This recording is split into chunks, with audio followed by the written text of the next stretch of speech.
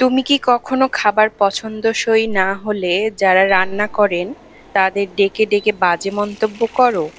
কখনো কি করেছো ওরকম? আমার মনে হয় না করেছো। তারপরেও যদি কখনো করো তাহলে বলবো, প্লিজ এমনটা কখনো করো না। ভীষণ কষ্ট হয় এরকম আচরণ সহ্য করতে। যে রান্না করে সে জানে এই রান্না করতে কতক্ষণ ধৈর্য নিয়ে রান্না করতে হয় এবং অনেক কষ্ট হয়। মানে কষ্ট সহ্য করতে হয়, হাত পুড়ে যায়, কত কি হয়, তারপরেও রান্না করতে হয় নিজের পরিবারের জন্য, নিজের জন্য। তাই বলবো, কখনো কারোর সাথে খারাপ আচরণ করবা না রান্না নিয়ে। তো দেখতেই পাচ্ছো আমি আজকে কি রান্না তোমাদের সাথে শেয়ার করতে যাচ্ছি। এটা হচ্ছে বাংলাদেশের রংপুর ডিস্ট্রিক্টের আঞ্চলিক খাবার ডিম আলুর ডাল। অনেকেই বলে আন্ডা আলুর ডাল।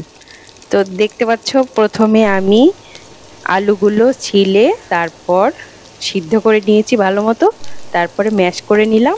এরপর পেঁয়াজ কুচি ভালো করে ভেজে নিয়ে তারপর সেখানে পাঁচফোড়ন দিয়েছি আর একটু তেজপাতা দিয়েছি।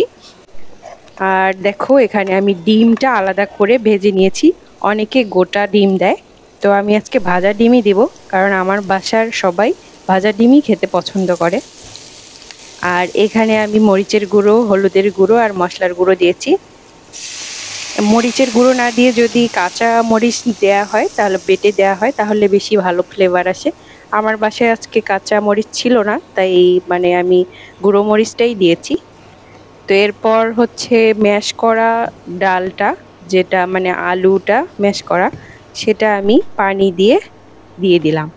এরপর একটু বলক আসলে তারপর ঘুটনি দিয়ে, এটা আমাদের রংপুর ডিস্ট্রিক্টে ঘুটনি বলে, সেটা দিয়ে ঘুটনি দিলাম। এরপর নেড়ে চেড়ে কিছুক্ষণ অপেক্ষা করব। আর একটু পানি দিয়েছি, কারণ একটু গাঢ় হলে বেশি ভালো লাগবে না, একটু পাতলা হোক, এর জন্য আমি কিছুক্ষণ ওয়েট করার পর একটু বলক আসার পরপরই ডিমগুলো যে ভেজে রেখেছিলাম সেটা দিয়ে দিলাম। আর এরপর ধনেপাতা, কারণ এখন শীতকাল, ধনেপাতা তো দিতেই হবে, কারণ ধনেপাতা একটা সুন্দর ফ্লেভার নিয়ে আসে। তো ধনেপাতা দিয়ে তারপর একটা বলক আসলেই আমি আর একটু মশলার গুঁড়ো উপরে ছিটিয়ে দিয়েছি। এরপর ভালোভাবে সুন্দর মতো হয়ে গেলে এটা নামিয়ে নিব। এই তো হয়ে গেল আমাদের উত্তরবঙ্গের আঞ্চলিক খাবার ডিম আলুর ডাল, মানে আন্ডা আলুর ডাল।